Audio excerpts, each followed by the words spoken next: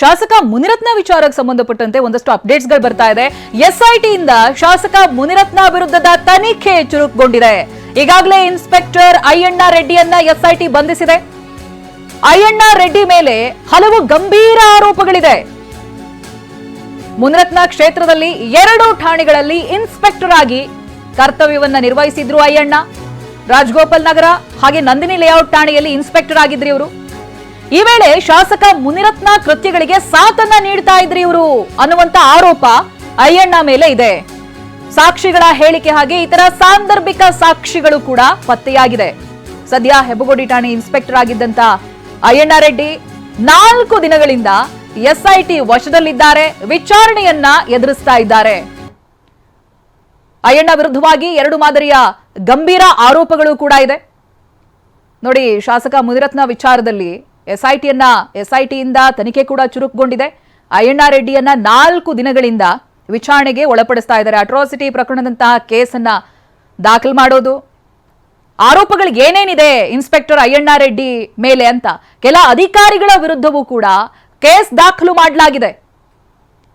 ನೀವು ನೋಡ್ತಾ ಇದ್ದೀರಾ ಗ್ರಾಫಿಕ್ಸ್ ನಲ್ಲಿ. ಶಾಸಕ ಮುನಿರತ್ನ ವಿರೋಧಿಗಳಿಗೆ ಕಿರುಕುಳ ಕೊಡೋದು ಒಂದೆರಡು ಆರೋಪಗಳಲ್ಲ.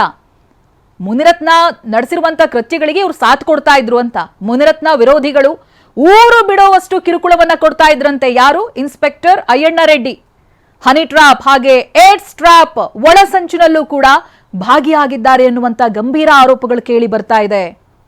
ಬಿಜೆಪಿ ಹಿರಿಯ ನಾಯಕನ ವಿರುದ್ಧವಾಗಿ ಏಡ್ಸ್ ಟ್ರಾಪ್ ಸಂಚನ್ನ ಕೂಡ ಮಾಡಿದ್ರು. ಮುನಿರತ್ನ ಅವರಿಗೆ ಎಲ್ಲದರಲ್ಲಿ ಸಾಥ್ ಕೊಡ್ತಾ ಇದ್ರು.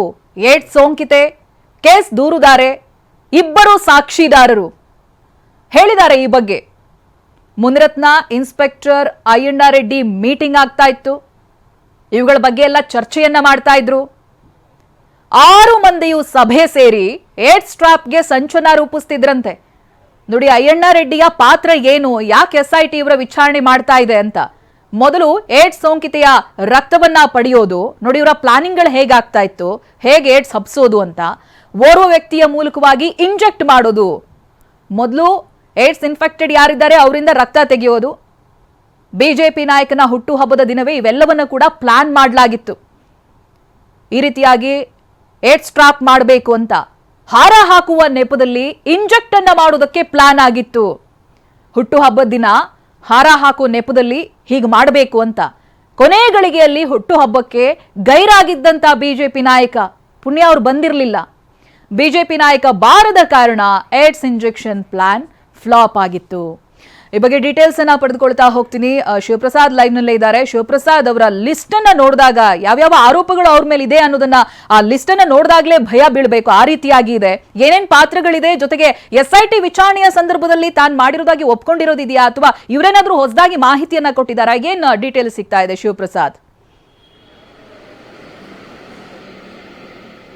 ಚೈತ್ರ, ಈಗಾಗಲೇ ಮುನಿರತ್ನ ಪ್ರಕರಣಕ್ಕೆ ಸಂಬಂಧಪಟ್ಟಂತೆ ನೋಡೋದಾದ್ರೆ ನಿಜಕ್ಕೂ ಕೂಡ ಆತಂಕ ಹುಟ್ಟಿಸುವಂಥ ವಿಚಾರಗಳು ಬೆಳಕಿಗೆ ಬರ್ತಿರ್ತಕ್ಕಂಥದ್ದು.